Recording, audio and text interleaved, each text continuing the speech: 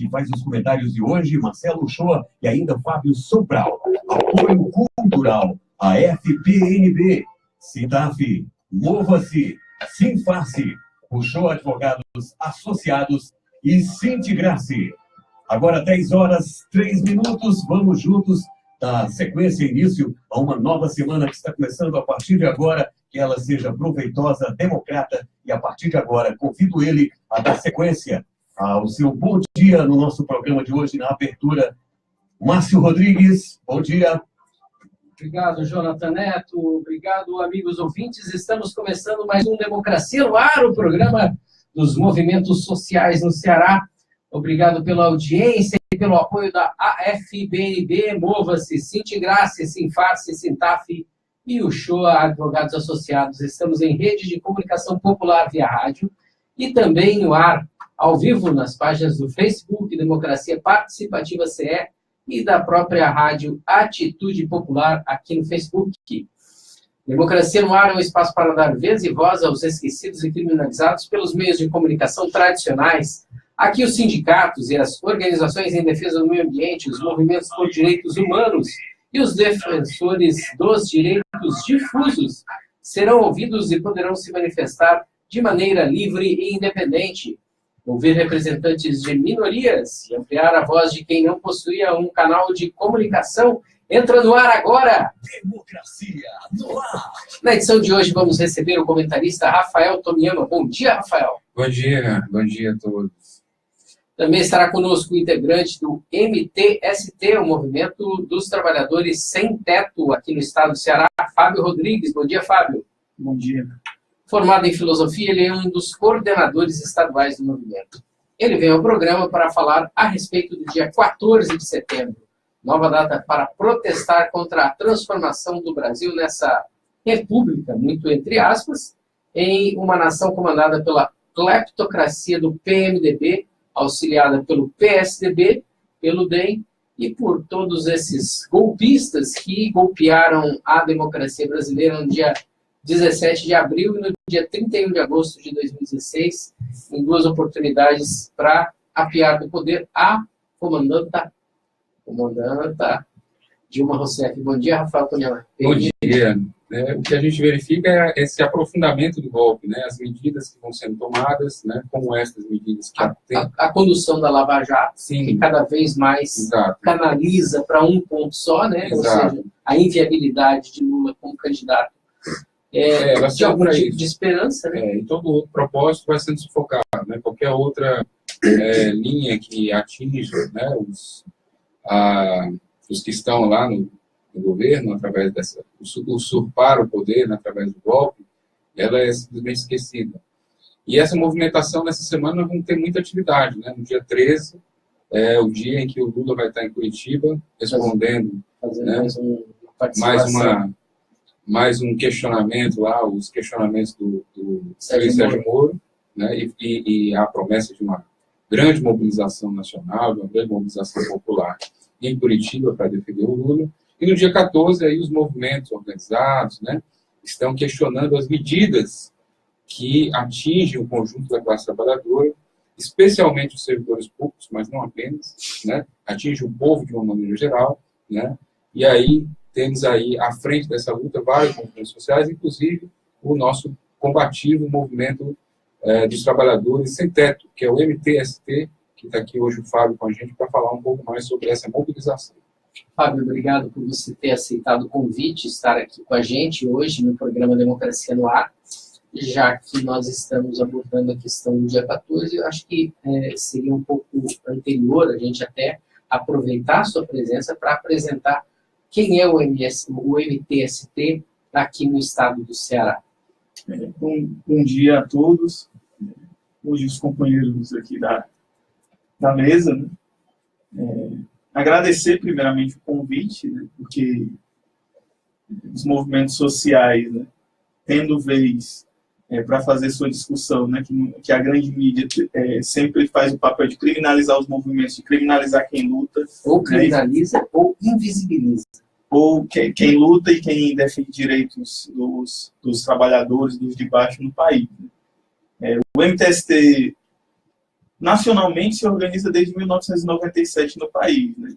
Inicia suas lutas. Mas no Ceará, a partir de 2014, já tinha um coletivo em 2011, mas em 2014 o movimento torna-se mais público com a primeira ocupação que é feita no período da Copa.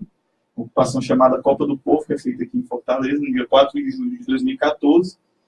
E a partir daí o movimento é uma luta muito intensa, o movimento consegue essa primeira vitória, né, sair vitorioso dessa primeira luta, e tem um conjunto de outras lutas que o movimento tem feito aqui no estado do Ceará, né?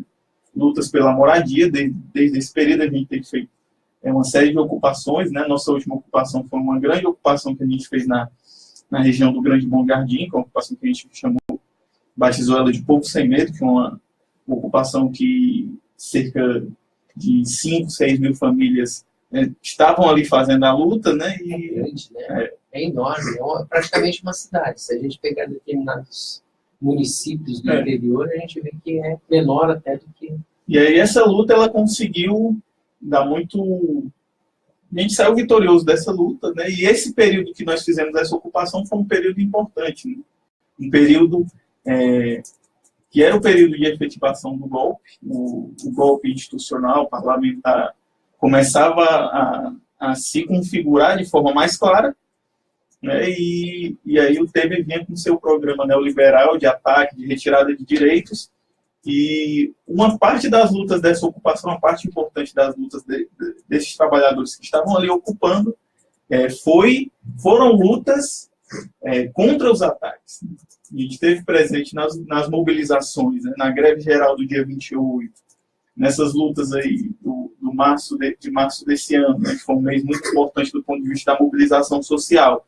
A gente esteve presente nessas lutas e com um certo protagonismo, radicalizando a luta quando era preciso, né? Então, inclusive para quebrar alguns mitos de que o movimento é um movimento de moradia. O MTST é um movimento de defesa dos direitos dos trabalhadores. Claro que a sua luta imediata, prioritária, é a luta pela moradia, mas nós somos um movimento que luta, nós reconhecemos como trabalhadores e nós fazemos a luta em defesa dos direitos. Não só da moradia, né, da moradia popular, mas também a luta em defesa dos serviços públicos de qualidade, né, da saúde, da educação, que inclusive são demandas que aparecem quando a gente ocupa. Né? A demanda da moradia aparece, que reúne aquelas pessoas para ocuparem. Mas a demanda por saneamento básico, por saúde, por educação, são demandas que surgem no decorrer da luta, né? E é uma necessidade das pessoas, é uma necessidade que a gente faça essa luta, né? O MTST questiona, por exemplo, né, a forma como a polícia militar, já que vocês estão instalados no Bom Jardim, né, a forma como a polícia militar atua, né, nas periferias, que é muito diferente da atuação dela, por exemplo, aqui no Meireles, né, aí, Praia de Iracema, Aldeota, Majota, né, essas regiões mais nobres, né, da cidade, se a gente usar como exemplo, também entra no escopo do próprio movimento esse tipo de questionamento? Sim, é uma das lutas, inclusive, que nos últimos anos a gente tem feito aqui no Ceará. Né? A luta contra o extermínio da juventude pobre e negra das periferias, contra a violência policial, que é muito diferente o tratamento, como o Estado chega de forma diferente, né, nas duas faces da cidade. Quando chega, quando chega na periferia de forma truculenta ou de uma forma clientelista, né? Inclusive até o modo como os policiais tratam as pessoas é diferente. Aqui, nos bairros mais abastados, o tratamento é diferente. Inclusive o perfil dos policiais é diferente. O Rafael tem uma colocação. Exato. Essa questão que o Fábio coloca é muito pertinente, né? Porque, de fato, quando você faz uma luta pela moradia, imediatamente você vai ter ali uma demanda de serviços públicos. Porque, logicamente, quando você, né, procura instalar as famílias, né, os filhos, as crianças vão estudar em algum lugar. Né? As pessoas vão precisar cuidar da saúde. Então, você tem ali uma demanda pelo SUS, né, pelo posto de saúde, pelo atendimento médico, né, pelo atendimento, inclusive, residencial. Né? Aí você vai ter a demanda da energia, você vai ter a demanda da água, do esgoto, né, do saneamento. Então, quer dizer, tudo isso é um conjunto de problemas E o MTST acerta quando ele coloca a questão da moradia como uma questão central, porque ela é uma questão concreta, ela é material, as pessoas estão nessa luta, né? Os dados, eles são imprecisos, mas se fala que a demanda habitacional só em Fortaleza, né? Só em Fortaleza porque o MTST não tem esse foco apenas na capital, né? Eles têm desenvolvido lutas em outros municípios da região metropolitana e do estado. Mas, né, em Fortaleza se fala num déficit habitacional de 150 mil famílias, né? Não sei até que ponto esse dado está atualizado, mas isso aí dá 750 mil pessoas, mais ou menos, né? Pode ser até mais, né? Isso considerando... No universo, se a gente for olhar os dados estatísticos do IBGE, de pouco mais de 2.700.000, ou seja, sim, é muito significativo. Você tem 2,5 milhões só na capital, né? E você tem aí um universo que chega a quase 1 milhão de pessoas, né, que está numa situação precária. O que é uma situação precária? O que é a demanda dessa habitacional? Né? É gente que mora em locais inadequados, né? Às vezes até perigosos, né? Eu digo, na beira de rios, de encostas, né? Gente que está amontoada em favela, morando nas ruas, morando em habitações completamente inadequadas, né? Então, tudo isso gera aí uma demanda, né? Então, quando a gente fala, bom, temos lá uma ocupação que tem tantas mil famílias, né, que tem 5 mil famílias, esse aí é quem ainda se organiza dentro de uma luta, mas, de fato, existem situações dramáticas, né, que são vividas pela população, que tem a ver com o problema da falta de renda, que tem a ver com a falta de emprego, tem a ver com uma série de questões que não são supridas dentro de uma lógica da propriedade privada do capital, né? Então, essa luta do MTST, portanto, como o Fábio coloca, ela tem essa amplitude, né? Porque ela vai pegar esse conjunto de problemas sociais. A importância da luta, inclusive, desse processo de conscientização dos trabalhadores, né? Falar um pouco desse cenário de lutas, né? Nós temos um processo que nós temos que ampliar nossas lutas, né? Nós temos que fortalecer as lutas onde nós estamos, né? Quer seja no locais de trabalho, nos locais de moradia.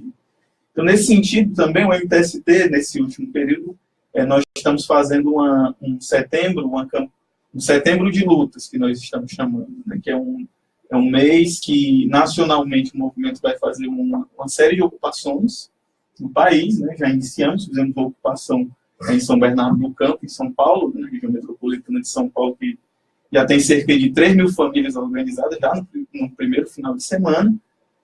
Fizemos também, nesse fim de semana, uma ocupação no Rio Grande do Sul, né? Que é um estado que, inclusive, a gente está começando a construir o movimento, né? Está com pouco tempo de existência do movimento lá. E no próximo dia 19, nós vamos fazer um Dia Nacional de Lutas do MTST, né? Que é um dia que que nós chamamos de em defesa do teto e do emprego, né? Nós entendemos que a questão da moradia, né, é um problema grave e sério do país que não foi solucionado nos últimos anos, só que daqui, né, desde o golpe para cá, tem sido agravado esse problema e o problema do empobrecimento dos trabalhadores com desemprego. Tu está na coordenação do movimento há quanto tempo, Fábio? Eu estou desde 2015 no movimento.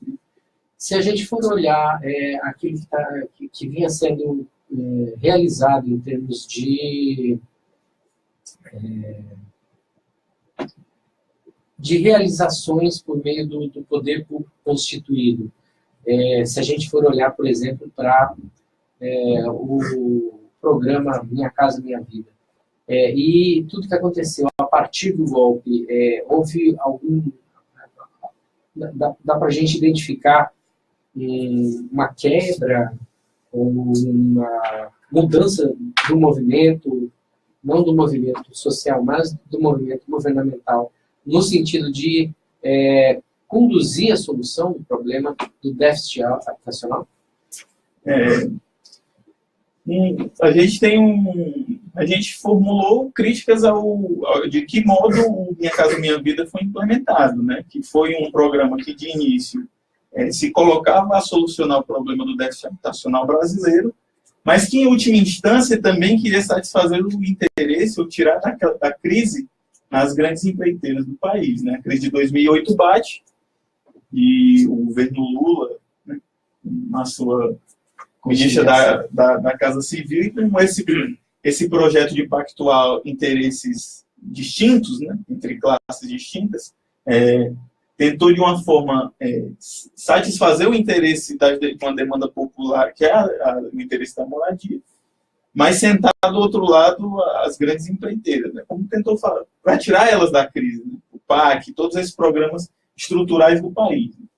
É lógico, nós temos essa crítica, né, e entendemos o limite, né, que de alguma forma ainda reproduziu aquele modelo de habitação distante dos centros, dos locais de trabalho dos trabalhadores. Mas nós entendemos também a importância desse programa do ponto de vista do avanço, do ponto de vista de haver uma política pública, né, que nós temos que disputá-la. Né.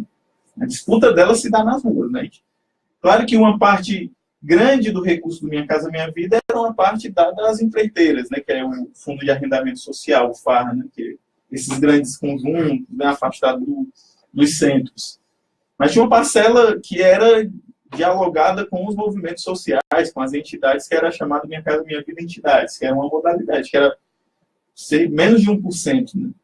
Mas que, inclusive, mostrou que os movimentos sociais, né, que as associações, têm capacidade de gerir de uma forma muito melhor os programas de habitação e o recurso. Existem bons exemplos nesse sentido? Nós temos uma experiência de Minha Casa Minha Vida Entidades em São Paulo, na cidade de Taboão da Serra. Nós, com o mesmo recurso que é dado para as empreiteiras, nós fizemos casas de 2 e 3 quartos, com 60 metros quadrados, em média. Minha Casa Minha Vida FAR, né, empreiteiras, ele em média é 50, 48 metros quadrados. Nós fizemos com o mesmo recurso 62 metros quadrados, com elevador, né, e de 2 e 3 quartos, ainda atendendo às necessidades das famílias, né, que tem famílias que têm interesses, tem mais família, filhos, tem uma prole maior. Então, com o mesmo recurso, o movimento social conseguiu fazer um empreendimento com muito mais qualidade, né? Então, demonstra que essa política era uma política acertada. É lógico que era uma parte quase inexistente do recurso do Minha Casa Minha Vida, né? A grande parte foi dada para as empreiteiras. Né? 1%, né? Eu penso que essa questão dos espaços urbanos, né, eles são muito já adensados, eles já são ocupados, né? Essa coisa de acaba ficando os espaços maiores na periferia, né, de fato. Agora, quando a gente caminha pela cidade, né, ou de bicicleta, né, a gente tem condição de observar a cidade, né, no seu tempo de observação, né, do que se passa nesse terreno da sociedade, né? E aí a gente começa a perceber que, na verdade, você tem muitos imóveis que estão vazios, que estão abandonados, que estão à venda, que estão com placa de alugar, né? Então, você tem, com a Copa, exatamente nessa época, né, que você se referiu, você tem, nos anos anteriores, e até um período agora até recente, você tem uma explosão dos preços imobiliários, né? Ou seja, a especulação foi com muita força, né? Então, você criou uma bolha aí, né? E hoje você tem uma estagnação da construção, né? Das novas construções, tem vários fatores incidindo sobre isso, inclusive a crise econômica, mas você tem também uma situação em que você tem inviabilidade do ponto de vista do mercado, porque você tem muita oferta a preços muito altos, né? E você não consegue essas vendas. Então, quer dizer, é importante destacar também que o MTST não está numa luta apenas relativa a novas habitações, mas mesmo até, como se dá nos centros das grandes cidades, né, ocupações em edifícios inteiros, né, que estão lá, que poderiam ser reformados, né, que poderiam, né, ter uma destinação para moradia, inclusive em áreas urbanas da cidade que enfrentam um processo de degradação exatamente pela falta de moradores, né? Isso. Mas, inclusive, nós entendemos que fazer casa no centro e na periferia é o mesmo preço, né? O que muda é a terra, o preço da terra, né? A questão da terra urbana numa cidade como Fortaleza, do tamanho de Fortaleza, é uma questão séria, né? As construtoras têm terrenos, as incorporadoras têm terreno na periferia e nos centros. Mas onde há um interesse de fazer moradia popular é afastado dos centros, né? Afastado dos locais de emprego. Isso, inclusive, cria um novo processo de especulação, né? Um bairro onde não tinha estrutura nenhuma, agora os preços dos aluguéis começam a subir, né? Começa a jogar, inclusive, trabalhadores para mais longe ainda. E gera outros problemas. Fazer um grande empreendimento, colocar famílias em locais afastados, gera outro problema, porque vai ter que se construir uma série de equipamentos que dê conta dessa demanda. Hospital, posto de saúde, escola. Mas nós entendemos que a passagem, né, o golpe, ele agravou essa situação. Esse golpe, inclusive, diminuindo de forma drástica o recurso do Minha Casa Minha Vida. Hoje tem Minha Casa Minha Mansão, que é o maior recurso, né, para as faixas 3. Para a faixa 3, o recurso é muito maior. Para que os nossos ouvintes possam compreender, o que significa faixa 1, faixa 2, faixa 3? Faixa 1 é de 0 a 3 salários mínimos. Faixa 2, de 3 a 6 salários mínimos. E a faixa 3 é a faixa a partir de 6. Né? São financiamentos a partir de 1,5 milhão de reais, é isso? Isso. Ou seja, hoje em dia existe financiamento para a faixa 3, mas não existe nem para 0, nem para 1, nem para 2. Foi diminuído, né? Tinha sido retirado. Se a gente for olhar especificamente, né, o volume de recursos necessário para atender 27 estados do Brasil e diluir o volume de recursos que está alocado hoje para essa faixa, é praticamente zero. Isso. Não, é insignificante do ponto de vista da solução do déficit habitacional. Inclusive, o Rafael colocou uma questão aqui. É muita casa construída, né, e muita gente sem casa. Se você for olhar os dados desse último período, nós temos cerca de 6 milhões de sem-tetos no país. Nós tivemos, nesse período, a construção civil construiu mais de 6 milhões de unidades habitacionais. Então,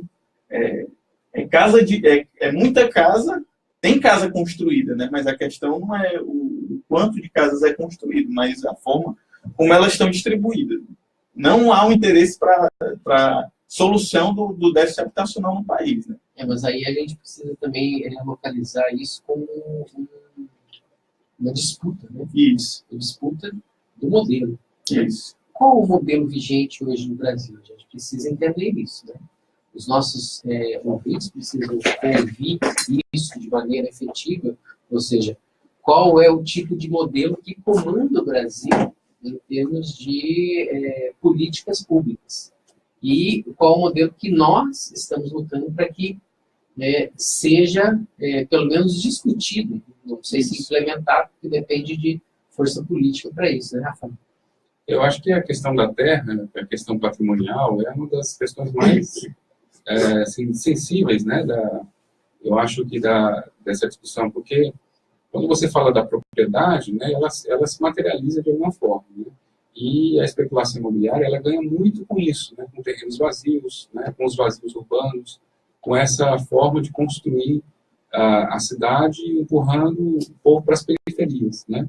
É claro que quando você faz isso, muitas vezes você tem empreendimentos que se instalam, né, e ali, como acontece no PECEM, por exemplo, você tem uma nova ocupação, um novo adensamento em função, né, da existência de uma empresa, de um empreendimento, né, que, por sua vez, também sujeito às variações do mercado, se tiver algum problema e ela deixar de existir, você tem uma crise econômica que afeta, né, e que gera, inclusive, diáspora, né, gera, como é que chama, migrantes, né, pessoas que vão de um lugar para outro em busca de melhores soluções, né, um fantasma conhecido. Essa pressão em Fortaleza, que no caso que nós estamos tratando de Fortaleza, ela advém de um processo histórico, né, que tem a ver com secas, né, com flagelos, né, com as pessoas saindo dos seus torrões, né, dos seus sertões, para virem a Fortaleza e muitas vezes constituírem aglomerados urbanos de favela, né, de ocupação de favela.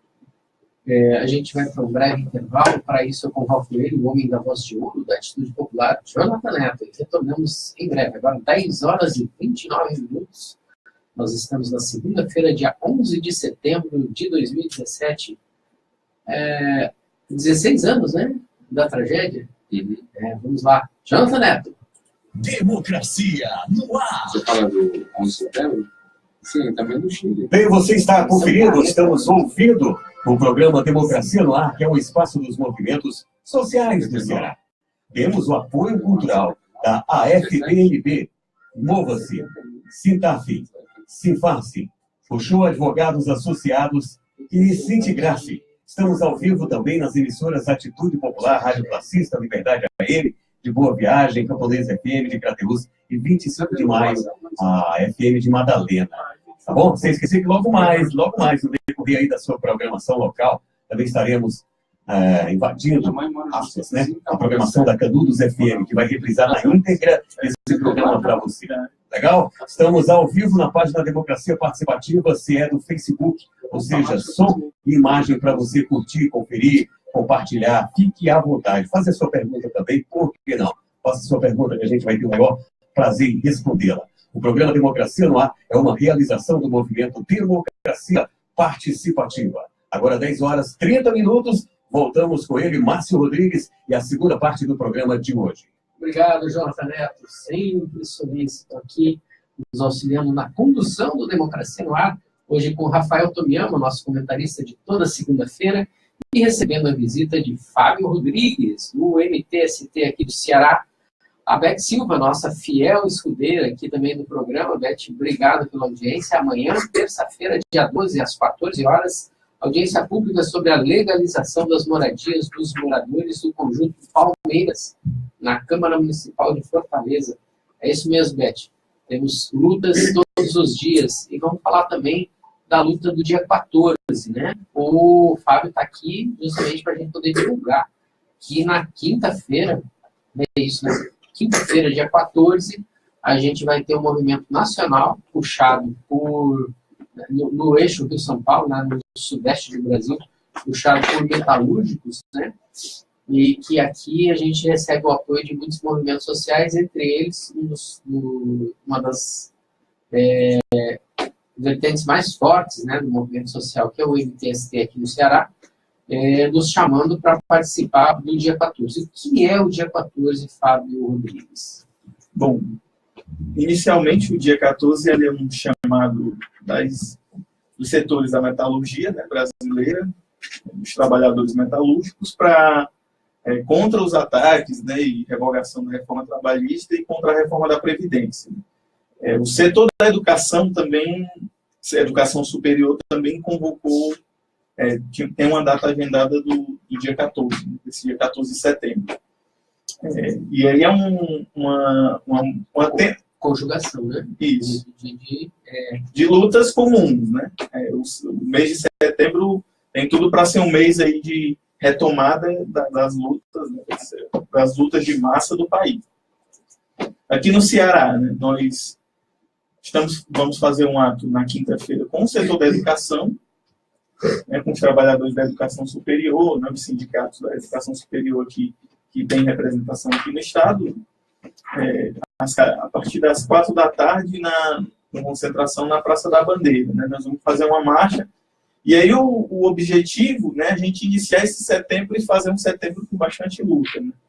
Né. Nós fizemos um primeiro semestre de 2017 com bastante luta, né, e grandes lutas no país, né, grandes mobilizações desde o 8 de março, 15 de março, né, o 31 de março, a greve geral do dia 28, foram grandes mobilizações e que impactaram nas relações político-econômicas do país. Né. Tem uma curiosidade, né? Quando o MTST analisa, por exemplo, a invisibilidade que foi dada, inclusive pelos próprios movimentos sociais, da grande vitória que foi paralisar cerca de 40 milhões de trabalhadores no dia 28 de abril, né? A greve geral que parou o Brasil, né? A sexta-feira que ninguém trabalhou.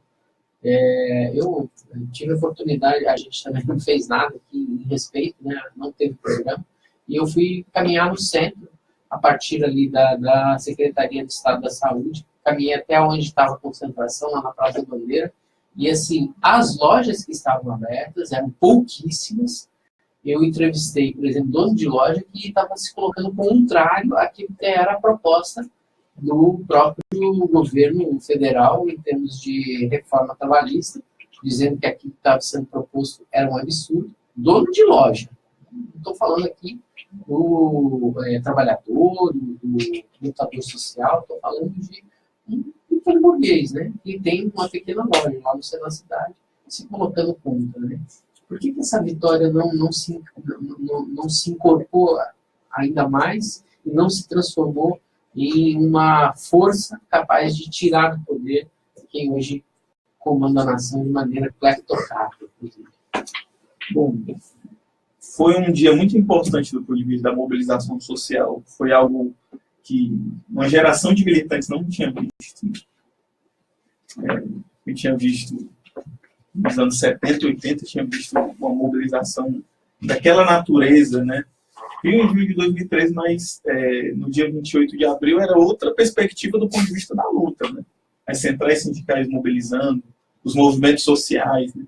As frentes populares que nós temos aí, a Povo Sem Medo e a Brasil Popular, né, estavam encabeçando essa mobilização, e foi uma grande mobilização, importantíssima. A mídia, de todas as formas, ou quando ela não consegue criminalizar, ela invisibiliza, né? Ela tenta fazer das duas uma, né? Ou as duas, né? E fez as duas, mas eu considero que ela não teve muito sucesso, porque havia, inclusive, um apoio popular. As pessoas apoiavam aquele dia de mobilização. Acho que, do ponto de vista da linguagem do discurso, nós conseguimos passar a mensagem da gravidade dos ataques. Mesmo que ainda alguns de forma passiva, de não terem saído de casa, de não terem ido trabalhar, que foi importante. Mas havia um discurso comum entre as pessoas de defesa daquele dia de mobilização. De que a reforma da Previdência, eu acho que a questão da reforma da Previdência foi uma questão assim, que a gente conseguiu ganhar setores importantes para o nosso lado, né, setores mais pauperizados, né, do ponto de vista do apoio da luta. A questão da Previdência, né, foi um discurso onde nós conseguimos, do ponto de vista das reformas, de alguma forma virar o jogo, né, e colocar que era um jogo aberto em disputa, porque até aquele momento nós pensávamos que tudo ia passar a toque de caixa, né, sem nenhuma resistência. A gente via muito enfraquecido da luta contra a PEC 55, né, que nós não conseguimos fazer aquilo que nós fizemos no dia 28. Eu acho que aí não se conseguiu fazer outra greve geral com aquele molde, né, e conseguir manter as mobilizações naquele nível de massificação, são N fatores, né? Não é uma questão só que vai dar conta, né? Mas, de alguma forma, o recuo de alguns setores, né, do movimento sindical, né? Houve um recuo de uma parte importante desse setor, houve um recuo, né? O chamamento da greve para o dia 30 foi muito demorado. Podia-se, inclusive, ter feito uma greve geral no dia que foi feito o Ocupa Brasília, né, que foi um grande ato e tinha clima para fazer grandes mobilizações. Mas eu acho que um dos fatores foi esse, né? E outro fator, inclusive, que enfraquece, né, às vezes as pessoas se sentem desanimadas, foi a derrota da reforma trabalhista. Eu penso que houve um refluxo de setores que apoiaram inicialmente. Você tinha setores da igreja, setores que espontaneamente, né, se somaram a esse processo, né, inclusive de questionamento, mas também um certo esgotamento, né? Você tem uns movimentos, assim, como você mesmo relatou, várias mobilizações intensas ao longo do tempo, então você chega uma hora que também dá aquele cansaço. Eu acho que pode haver uma retomada, né? Porque, de fato, houve várias questões que pressionaram, né? Você teve uma repressão brutal no Brasil, né? Aquela manifestação ela foi assim, brutalmente atacada, né? E afetou muito os militantes. Aqui no Ceará, especificamente, você teve a sede da CUT, as centrais sindicais sendo atacadas, né? Por grupos que ainda estão aí em torno da identificação do sentido político dessa ação, né? Mas você também tem um processo aí, né, de acúmulo de forças no sentido de retomar um sentido de enfrentamento. O quadro político é um cenário, acho que com toda essa movimentação recente da Lava Jato, né, do processo que envolve a delação da JBS, né, que o Temer dá né, Temer e seus aliados golpistas dão um certo respiro, né, eles dizem assim, realmente, né, quer dizer, como eles não conseguem desmontar o conteúdo, eles vão atacar, né, o delator, né? Se você não tem como discutir o assunto que ele está falando, então você vai atacar a qualidade da fonte, né? Você vai dizer que a fonte não tem validade, vai desqualificar a fonte, né? Então, todo esse momento dá também um novo alento. Aí eles já estão agora falando, né, com mais empolgação, quer dizer, o Temer achando que uma segunda denúncia pode não ter o mesmo impacto, né, já discutindo agora para outubro a retomada da votação da reforma da Previdência, né? Quer dizer, existe aí um momento que é importante, né, que o MTST, a Frente Povo Sem Medo, as organizações populares estejam na linha de frente dessa Frente Brasil Popular, Frente Brasil Popular, quer dizer, o conjunto das forças dos movimentos organizados retomando esse ascenso de mobilização, porque o enfrentamento continua, né? E ele vem, na medida em que vem medidas cada vez mais impopulares, né, e as pessoas vão começar a sentir os efeitos da reforma trabalhista agora, né, você tem também um aumento brutal da repressão. A CUT, puxando aí um plebiscito...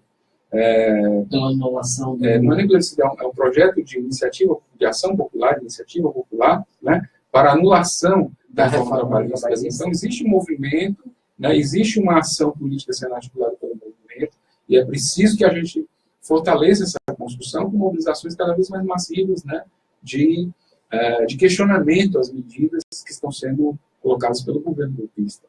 Efetivamente, para a gente até poder convocar o povo na quinta-feira, dia 14, às 16 horas, na Praça da Bandeira. Isso. A concentração. Vamos concentrar lá para a gente sair. Vão ter uma série de setores do movimento sindical da metalurgia, né? Vão também fazer suas mobilizações nesse dia, né? Um dia nacional de mobilização, e aí a retomada das lutas,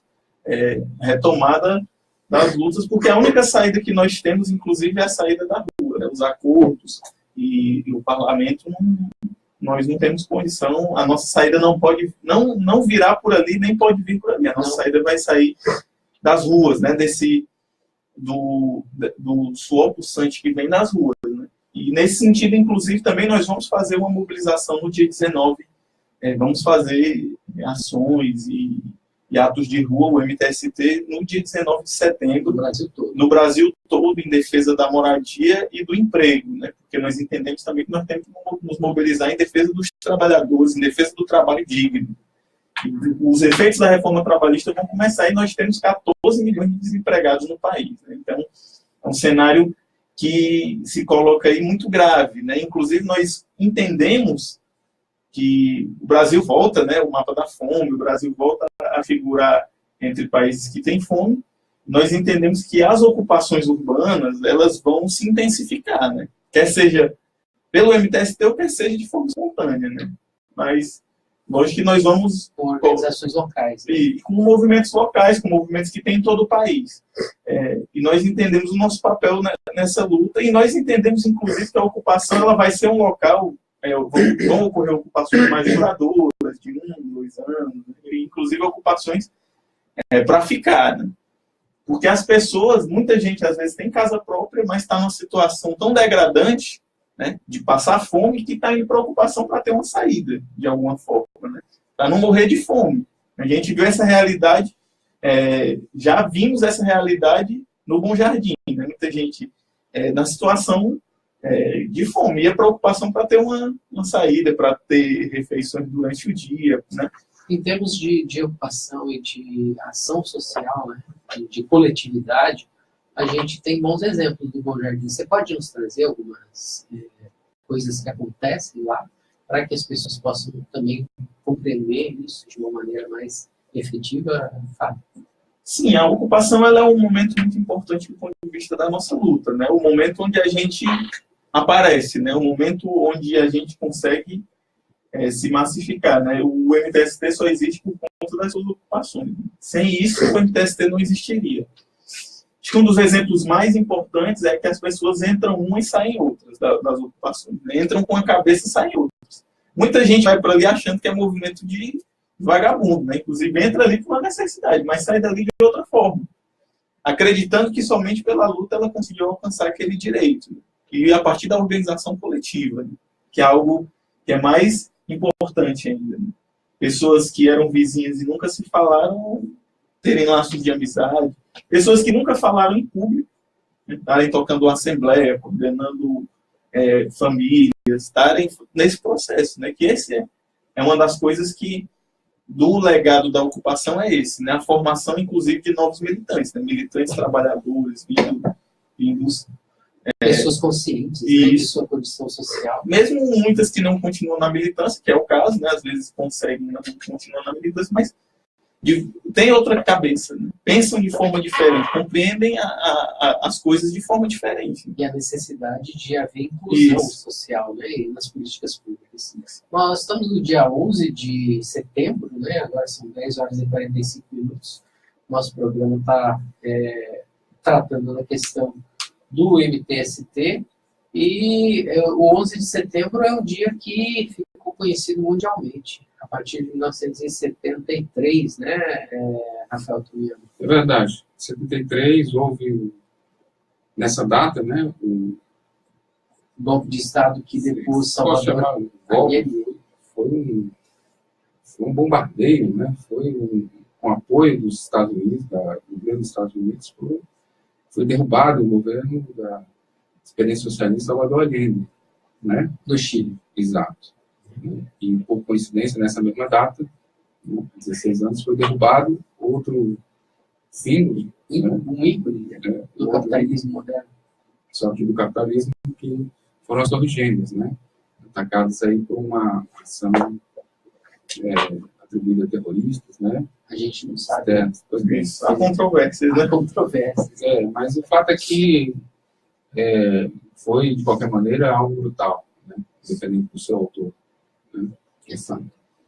E essa escalada de violência, né, que a gente assiste hoje no nosso país, a violência, porque a violência não é só física, né, a violência de várias formas, ela tem mostrado aí os seus meandros, né? E as suas faces. Exato. Dessa polarização, né, que está existindo na política nacional. Né? Quer dizer, existe aí um processo crescente de intolerância, né, de animosidade entre as posições. O debate político, né, ele tem sido atravessado pelo fascismo, né, por posições que não admitem de forma alguma o pensamento crítico, o questionamento, né, a diversidade de escola sem partido, né? Sim, que seja, que é uma mal disfarçada censura, né, de qualquer pensamento que tenha um perfil questionador. Né? É uma proposta fascista. É isso que eu estou dizendo. A questão do fascismo é porque ele se disfarça, ele se utiliza dos mecanismos da democracia, dos espaços da democracia, para sufocá-la. Né? E se disfarça de algo que não que está acima do bem e do mal, né? Que não tem nenhum conteúdo ideológico, né? Como se fosse uma coisa neutra. Né? E, na verdade, não tem nada de neutro, muito pelo contrário. Né? É uma iniciativa de repressão, né? De sufocamento, né? E aí atinge obras de arte, atinge o pensamento livre, atinge uma série de iniciativas de criatividade, né? De tudo que tenha um perfil do chamado politicamente correto, né? Defesa de direitos de minorias, ou até de minorias que não são minorias, né? No caso dos negros, né, que representam 53% da população brasileira, segundo o IBGE, é chamada de minoria, né? Ou as mulheres, né, o direito das mulheres, né, são mais de 50%. Que são bem mais, são 51% e tanto, né, da população brasileira, que são tratadas como, ainda nos dias atuais, né, como se fossem serviçais. Como cidadãs de segunda classe.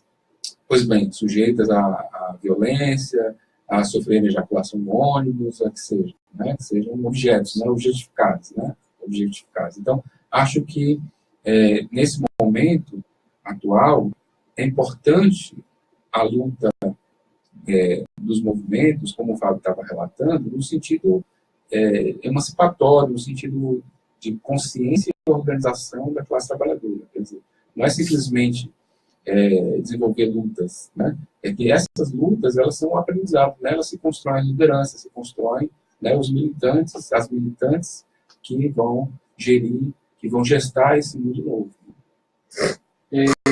Estamos conversando com o Fábio Rodrigues, do MTST aqui no estado do Ceará, e o Rafael Tomiyama, o nosso comentarista de toda segunda-feira, acabou de fazer um comentário. Eu gostaria de ler aqui a matéria, Fábio. Sindicatos do Brasil Metalúrgico farão protestos em 14 de setembro contra o fim dos direitos. O Movimento Brasil Metalúrgico, que reúne sindicatos, federações e confederações dos trabalhadores da indústria, incluindo o CNTM, Confederação Nacional dos Trabalhadores Metalúrgicos, filiada à Força Sindical, tem mobilizado a classe trabalhadora para o dia 14 de setembro, Dia Nacional de Luta, protestos e greves contra o fim dos direitos sociais, trabalhistas e previdenciários da classe trabalhadora. Nesse 14, quinta-feira, teremos assembleias e manifestações nas portas de fábricas e atos unificados nos estados. Em São Paulo, o protesto deve ocorrer no centro. Ações conjuntas serão marcadas também na Bahia, Minas Gerais, Paraná, Rio de Janeiro e Rio Grande do Sul. Miguel Torres, presidente do CNTM, disse o seguinte: é imprescindível a participação de todos os dirigentes trabalhadores metalúrgicos em todo o país nesta luta em defesa dos direitos, empregos e trabalho decente e da retomada do desenvolvimento com valorização da indústria brasileira e respeito à soberania nacional. As bandeiras de luta são contra o fim dos direitos sociais e trabalhistas, em defesa das conquistas nas convenções coletivas e contra o desmonte da previdência pública. A agenda, ela é bastante intensa, né, Fábio? Vocês têm noção de quantas pessoas vocês vão reunir? Existe alguma articulação para convidar a outra frente, a Frente Brasil Popular? Há algum diálogo com o pessoal das centrais sindicais nesse sentido? Como está a organização aqui no estado do Ceará? Bom, diz que a Frente Brasil Popular vai fortalecer as ações com os metalúrgicos, né? Assim, então, era o informe que a gente tinha. O próprio, né? Presidente da CUT, metalúrgico do estado do Ceará, o Will Pereira, ele é um metalúrgico, né? Mas os dias de mobilização são dias unificados de mobilização. Né? Nós estamos aqui nesse dia de luta conjunto com setores da universidade, né? Inclusive DCE da UFC, o movimento estudantil da UES, né? Os setores estudantis, do movimento docente e dos servidores públicos das universidades. Então, vai ser um dia de caráter unificado das lutas, né? Não vai ter uma manifestação em um local só, mas vai ser um dia de lutas, mas que tem esse caráter de unidade e de unificação das lutas, né? Porque a gente entende, inclusive, que sozinho a gente, nos nossos quadrados, né, a gente não consegue avançar muito, né? A gente vai só sofrer derrotas. Temos aqui um comentário do John Kennedy Ribeiro, fora Temer, olha aí, ó, chegando mais luta para o nosso campo. Temos aqui alguns recados, né, do dia contra a extinção da renda. Nós temos aqui também o tuitaço marcado para hoje às 15 horas. E a gente está aproveitando esse espaço aqui para convidar todo mundo que tem Twitter a participe do tuitaço e ajude a pressionar o Congresso Nacional pela votação de uma lei que transforma o Cerrado e a Caatinga em patrimônio nacional. A convocação de sem Cerrado, água e vida, a gente vai virar um grande deserto. O tuitaço vai acontecer hoje a partir das 15 horas. E temos também aqui um convite para as pessoas no seguinte sentido, né? A Maré Terapias e Artes convida para a oficina criativa de fantoches o fazer e o lúdico, multi-possibilidades no brincar. Dia 30 de setembro, de 8h30 da manhã às 11h30 da manhã, o público-alvo são os psicólogos, arte-educadores, arte-terapeutas, contadores de histórias e quem mais se identificar com a proposta. A facilitadora é Dione Moraes, artista plástica, arte-terapeuta, escritora e cantora, e o contato é no número 8793-2665. Eu vou repetir, 98793-2665. O investimento é de R$90. E o local é na Maré Terapias, Rua Isabel Sidney, no São João do Tauape. Isabel Sidney 69, São João do Tauape. Aqui uma boa pedida para você já ir se programando, já que vai ser no dia 30 de setembro. Bom artigo também do Marcelo Uchoa, né? Eu não sei que dia saiu, deixa eu só confirmar aqui. Não temos a data, infelizmente. Mas o Marcelo fala sobre a insensibilidade do mercado, né, em relação a tudo que aconteceu. Nos últimos dias, o mercado atingiu o pico dos píncaros, né? Quando o Brasil estava bombando positivamente, a Bolsa de Valores deu uma explodida no dia 5, se eu não me engano, o artigo foi publicado no dia 8 de setembro, aqui no Jornal O Povo, e há um comentário dizendo que o mercado explodiu, né, positivamente, assim, do nada, em função de todas as denúncias contra o Temer, né, aí essa atrapalhada do Rodrigo Janot na reta final do seu mandato como Procurador-Geral da República. Como é que a gente pode encarar isso, Rafael Tomiano? Bom, primeiro eu entendo que o Janot é mais do que um trapalhão, né? Ele, acho que na expectativa de salvar a própria pele, dado o tremendo erro que ele cometeu, né, que veio à tona. Porque o maior erro, na verdade, dele, eu entendo, do Janot, tem a ver com o fato de ele ter deixado, durante meses, o processo contra o Cunha engavetado, esperando que se votasse o impeachment da Dilma, para em seguida, após a derrubada da Dilma, né, dar prosseguimento ao processo que levou efetivamente ao fato que ele está preso até agora, né? Mas, independente disso, a questão que você está abordando do mercado, né, o mercado ele se move em função de interesses, né? Quer dizer, a reforma trabalhista, que para o conjunto dos trabalhadores é um drama, é uma tragédia, para os patrões é encarado como lucro. A expectativa de aumento aí exponencial, né? Da lucratividade dos empreendimentos da ordem de 60%, né? Pelas avaliações feitas pelos próprios empresários. Então, de fato, há uma inversão, né? A questão não é mais o desenvolvimento nacional, né? Não há uma burguesia com compromisso com essa visão de desenvolvimento nacional.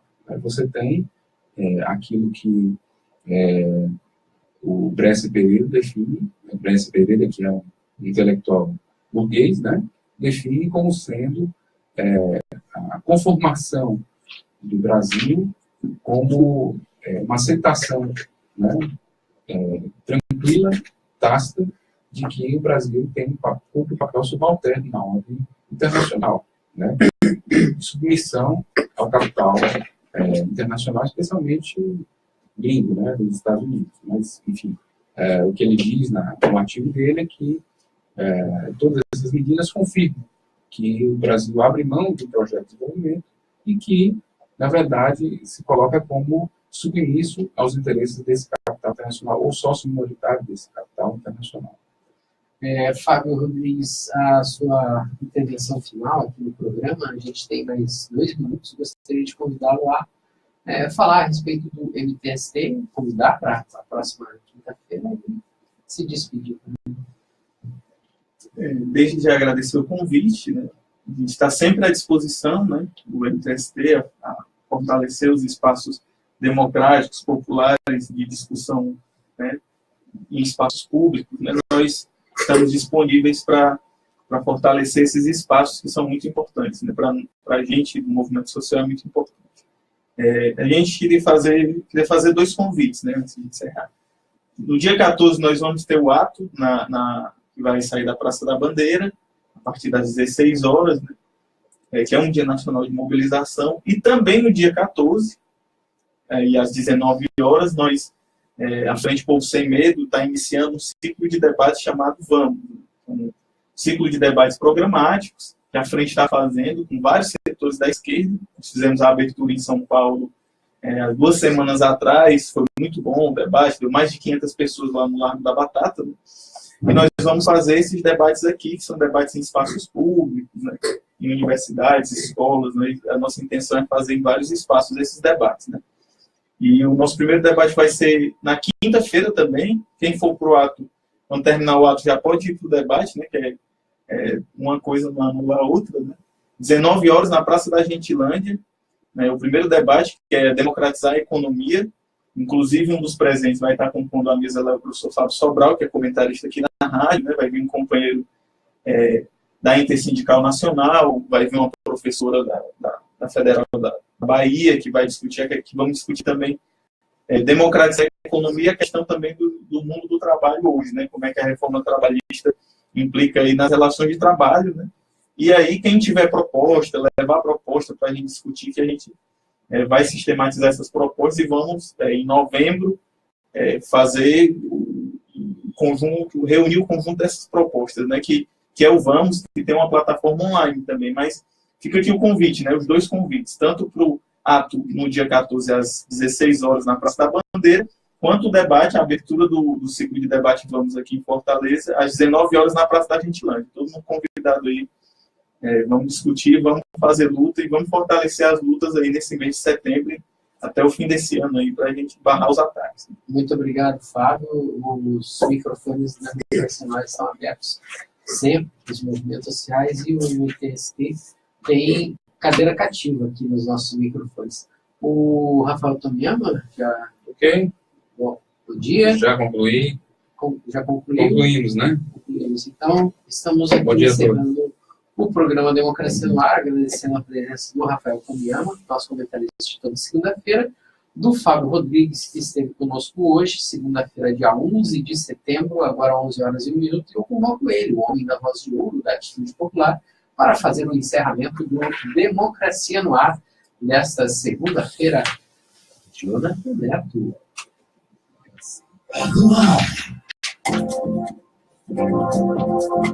E acabamos de conferir o programa Democracia no Ar, que é um programa dos movimentos sociais do Ceará. Temos o apoio cultural da FBNB, Citaf, Sinface, Mova-se, Oxô Advogados Associados e Sindigrace. Apresentação de Márcio Rodrigues, locução técnica e intervenções comigo, Jonathan Neto. Comentários de hoje com Rafael Tomiyama. Agradecemos as nossas parceiras, Rádio Classista, Canudos FM, Liberdade AM, Camponesa FM, 25 de Maio FM. Sendo assim, até amanhã, novo convite já feito a partir das 10 horas da manhã, estarmos juntos para uma nova edição do programa Democracia no Ar. A todos, a todas, bom dia, boa tarde, boa noite e até lá. Democracia no Ar.